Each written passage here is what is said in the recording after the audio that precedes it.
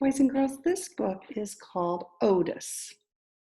It seems like I've been reading lots of books about animals. This one is not about an animal. It is written by Lauren Long. There was once a friendly little tractor. His name was Otis, and every day Otis and his farmer worked together taking care of the farm they called home. Otis liked to work.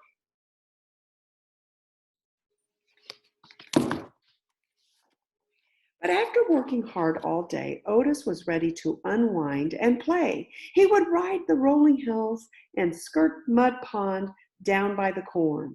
He would leapfrog bales of hay and explode through the haystack.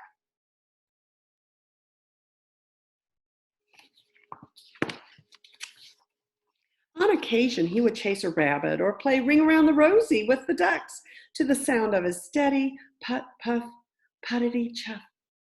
And sometimes at the end of the day, he would just sit under the apple tree and watch the farm below.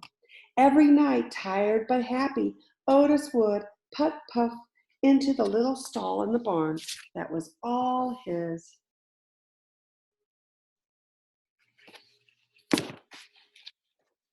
One night when Otis was fast asleep, the farmer brought a beautiful baby calf into the barn. The calf bawled and bawled for her mother, but when the sleepy sound of the soft put puff, puttity chuff came from the next stall, the scared little calf stopped bawling and drifted off to sleep.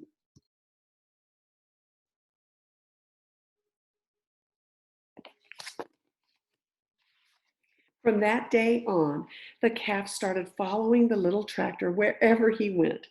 Put puff, puttity chuff. She followed him over the rolling hills and down by Mud Pond. She was right behind him, leapfrogging the bales of hay. And the calf made their games of Ring Around the Rosie all the better.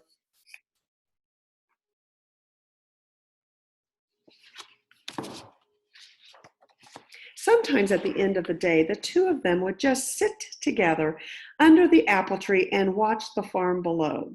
Otis loved his little calf, and the little calf loved Otis.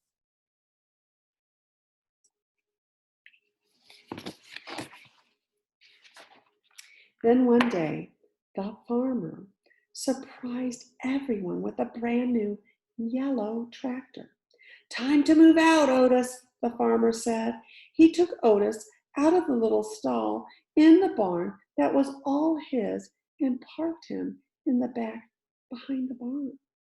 Then he backed the big yellow tractor into the stall next to the little calf.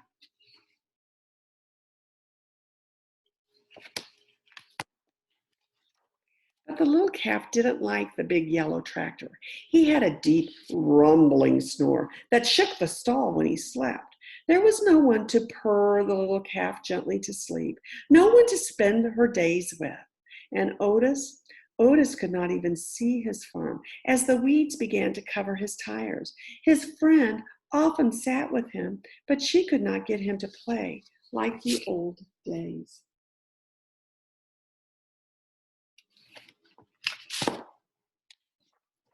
It was early summer when the farmer discovered a poster.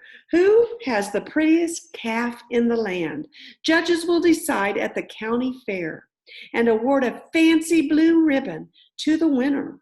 The farmer knew the answer. He would show the little calf. But on the morning of the fair, the little calf was nowhere to be found. She had wandered down to Mud Pond by the cornfield to cool off. When she waded into the muddy water, her feet sank. With every step, she sank deeper and deeper and deeper. The little calf was stuck in Mud Pond.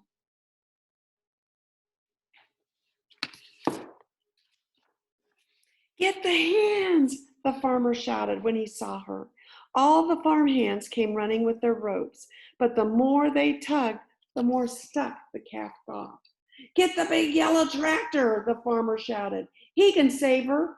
But the tractor just scared the little calf, and she sank deeper and deeper. Nearby farmers began to gather.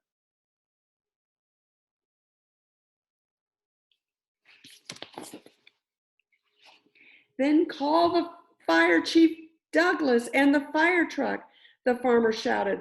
They can save our little calf. But the sight of the big red fire truck startled the little calf in even deeper. The farmer was fit to be tied. If the farmhands and the big tractor and even Fire Chief Douglas and his fire truck couldn't save the little calf, who could?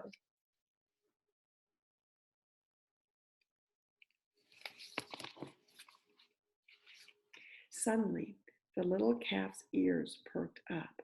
Over the hum of the growing crowd, there came a faint sound in the distance, a soft, rhythmic purr, put, puff, puttity, chuff. The crowd turned and looked. The sound became louder. Put, puff, puttity, chuff. And all at once, Otis puffed from around the barn. He turned and headed straight toward Mud Pond.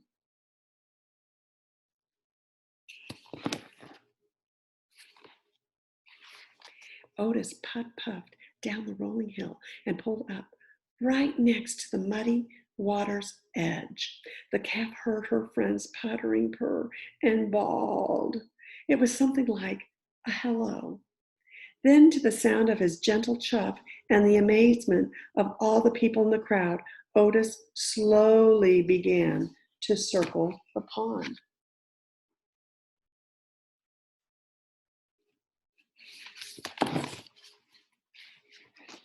He circled and he circled. The little calf turned and turned, never taking her eyes off of her friend.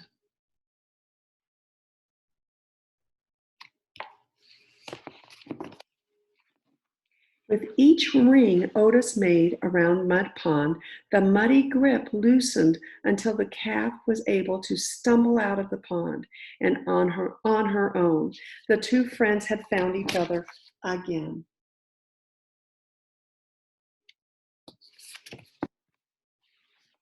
Otis led the calf right down the dusty road toward the village, and everyone threw flowers as they went, following them into town. It looked like a happy parade. No one needed a fancy blue ribbon to tell them that the calf was a special calf. Otis was a special tractor, and the two of them were special friends.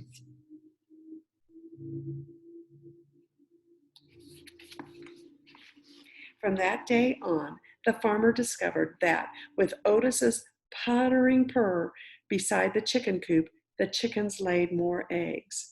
At milking time, with Otis's gentle chuff nearby, his cows produced more milk. And on occasion, Otis even got to join the farmer and the big yellow tractor out in the fields. But often at the end of the day, Otis would just sit with his friend under the apple tree and watch the farm below. That was Otis by Lauren Long.